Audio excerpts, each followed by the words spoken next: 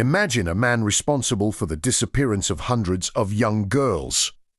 A man who calmly confessed to killing more than 300 victims.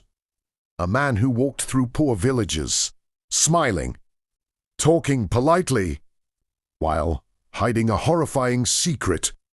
This is the chilling story of Pedro Lopez, a man known as the monster of the Andes. His crimes spread fear across the mountains and villages of South America. But the most shocking part of this story is not only the murders. It is how this man confessed everything and still managed to disappear. Tonight we explore the full story. His childhood, his victims, his brutal methods, the investigation, the court trial, and the mystery of what happened to him after prison. A dark childhood. Pedro Alonso Lopez was born in 1948 in rural Colombia. His childhood was filled with poverty, violence, and chaos. His mother was a prostitute who struggled to feed her children. When Pedro was only 8 years old, his mother caught him touching his younger sister. In anger, she beat him severely and threw him out of the house. Just like that, an 8-year-old child was left alone on the streets. He wandered through cities, hungry and desperate. Eventually, he was taken in by a man who promised him shelter. But instead of safety, Pedro experienced something traumatic. He later claimed the man sexually abused him. From that moment on, Pedro's mind began developing dark thoughts about revenge and power. The first crimes as a teenager país Chile. At the age of 18, he was arrested for car theft. He was sent to prison in Colombia. But prison made him even more dangerous. Pedro later said that while in prison, several inmates attacked him. Instead of remaining a victim, he planned revenge. Over the next few months, he tracked down the men who assaulted him and killed them inside prison. This was the first time Pedro discovered something terrifying about himself. He said he felt powerful when killing someone. After his release, the real nightmare began. The monster of the Andes.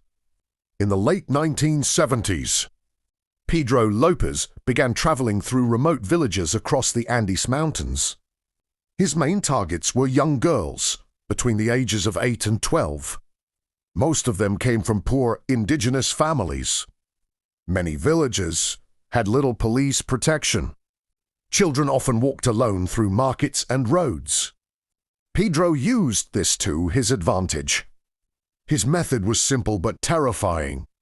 His method.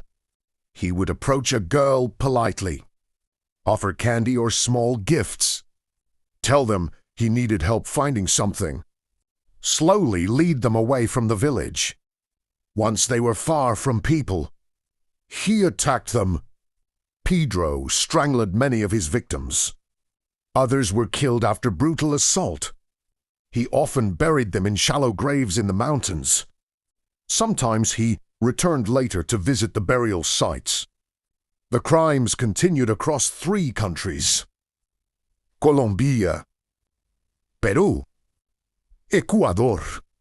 Authorities in these areas initially believed the disappearances were unrelated. But something horrifying was happening. Girls were vanishing. Again and again.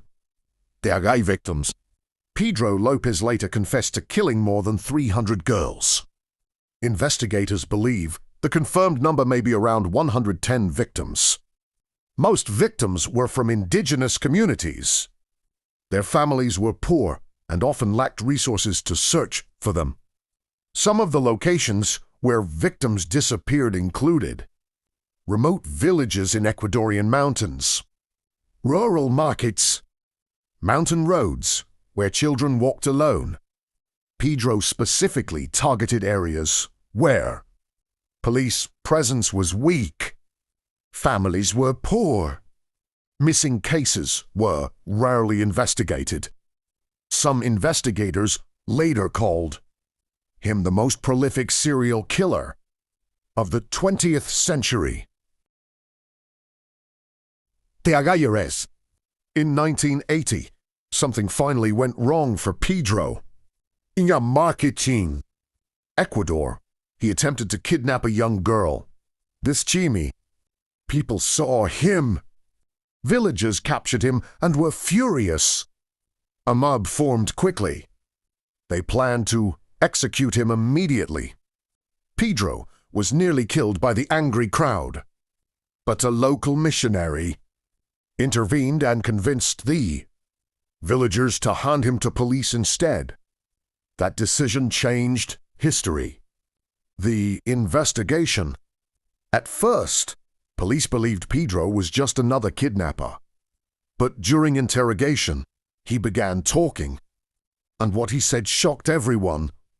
Pedro calmly confessed to killing dozens of girls.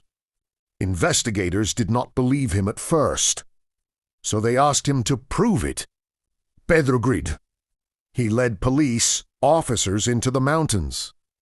There, he pointed to several burial locations.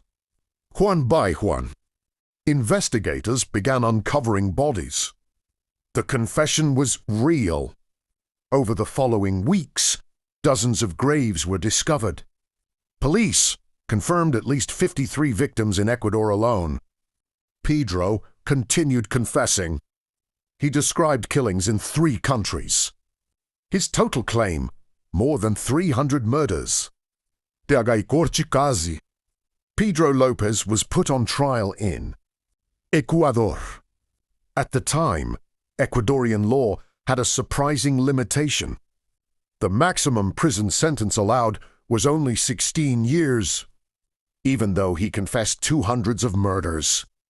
The court could not legally sentence him longer. Pedro was declared guilty. He was sent to prison in 1980. For many families, this felt like justice. But they did not realize something shocking would happen later.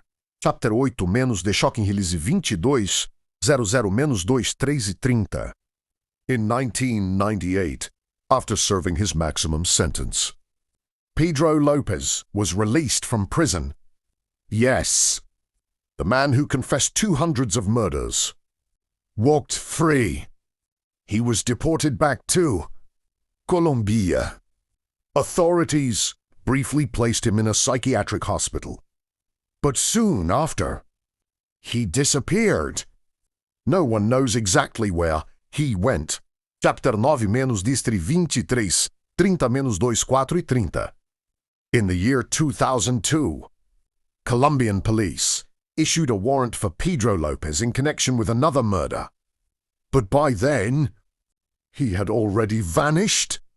Some investigators believe he may still be alive. Others think he may have died quietly somewhere in South America. The truth remains unknown. The story of Pedro Lopez remains one of the most disturbing criminal cases in history. A man who confessed to hundreds of murders. A killer who led police to graves. A monster who terrorized 3 countries. Yeah, a man who eventually walked out of prison and disappeared forever. Somewhere in the mountains of South America, there are still graves waiting to be discovered, and the true number of victims may never be known.